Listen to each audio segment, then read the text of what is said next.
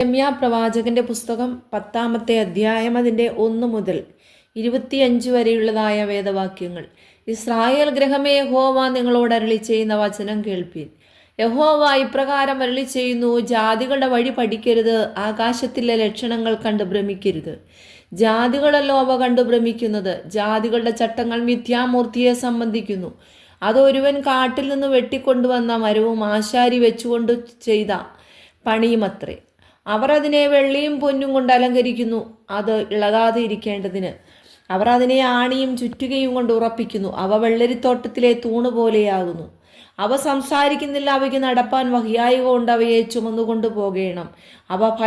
അവയെ ഭയപ്പെടരുത്, ഒരു ദോഷവും ചെയ്യുവാൻ അവയ്ക്ക് കഴിയുകയില്ല, ഗുണം ചെയ്യുവാനും അവയ്ക്ക് പ്രാപ്തിയില്ല.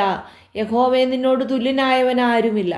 നീ വലിയവനും നിന്റെ നാമം ബലത്തിൽ വലിയതുമാകുന്നു. ജാതികളുടെ രാജാവേ, ആർ നിന്നെ ഭയപ്പെടാതെ ഇരിക്കും? അത് നിനക്ക് യോഗ്യമല്ലോ. ജാതികളുടെ സകല ജ്ഞാനികളിലും അവരുടെ സകല രാജ്യങ്ങളിലും നിന്നോട് തുല്യനായവൻ ആരുമില്ല. അവർ ഒരുപോലെ മൃഗപ്രായരും പോഷന്മാരുമാകുന്നു. മിഥ്യാമൂർത്തികളുടെ ഉപദേശമോ മരമുട്ടിയത്രേ. തർശീശിൽ നിന്ന് കൊണ്ടുവന്ന വെള്ളിയും ഊഫാസിൽ നിന്നുള്ള പൊന്നും അടിച്ചു പരത്തുന്നു. അത് കൗശലപ്പണിക്കാരൻ്റെയും തട്ടാൻ്റെയും കൈപ്പണി തന്നെ. നിലവും രക്താംബരവും അവയുടെ ഉടുപ്പ്. അവയൊക്കെയും കൗശലപ്പണിക്കാരുടെ പണിയത്രേ. യഹോവയോ സത്യദൈവം, അവൻ ജീവനുള്ള ദൈവവും ശാശ്വത രാജാവും തന്നെ. അവൻ്റെ ക്രോധത്താൽ ഭൂമി നടുങ്ങുന്നു, ജാതികൾക്ക് അവൻ്റെ ഉഗ്രകോപം സഹിപ്പാൻ കഴിയുകയുമില്ല. ആകാശത്തെയും ഭൂമിയെയും നിർമ്മിക്കാത്ത ദേവന്മാരോ ഭൂമിയിൽ നിന്നും ആകാശത്തിന് കീഴിൽ നിന്നും നശിച്ചു പോകും എന്നിങ്ങനെ അവരോട് പറവീൻ.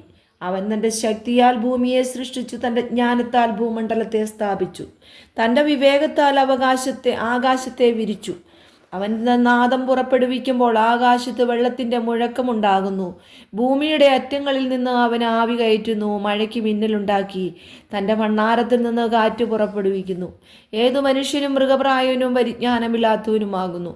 തട്ടാന്മാരൊക്കെയും വിഗ്രഹം നിമിത്തം ലജ്ജിച്ചു പോകുന്നു.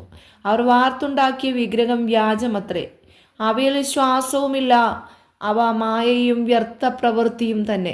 സന്ദർശനകാലത്ത് അവ നശിച്ചു പോകും. യാക്കോബിൻ്റെ ഓഹരിയായവൻ അവയെ പോലെ അല്ല. അവൻ സർവത്തെയും നിർമ്മിച്ചവൻ. ഇസ്രായേൽ അവൻ്റെ അവകാശഗോത്രം.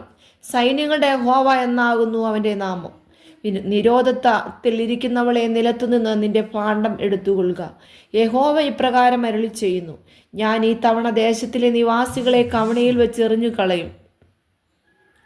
അവർക്ക് പറ്റുവാൻ തക്കവണ്ണം അവരെ ബുദ്ധിമുട്ടിക്കുകയും ചെയ്യും. എൻ്റെ പരുക്ക് നിമിത്തം എനിക്ക് അയ്യോ കഷ്ടം.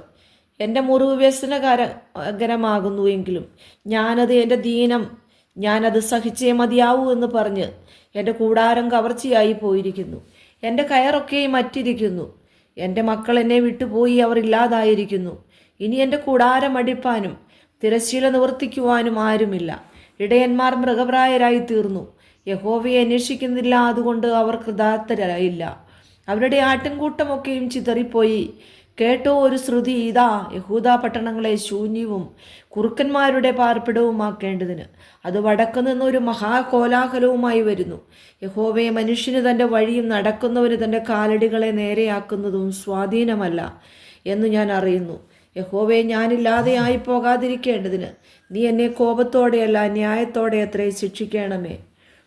നിന്നെ അറിയാത്ത ജാതികളുടെ മേലും നിന്റെ നാമം വിളിച്ചപേക്ഷിക്കാത്ത വംശങ്ങളുടെ മേലും നിന്റെ ക്രോധം പകരണമേ. അവർ യാക്കോബിനെ വിഴുങ്ങിക്കളഞ്ഞുവല്ലോ. അവർ അവനെ വിഴുങ്ങി നശിപ്പിച്ച് അവൻ്റെ വാസസ്ഥലത്തെ ശൂന്യമാക്കിയിരിക്കുന്നു.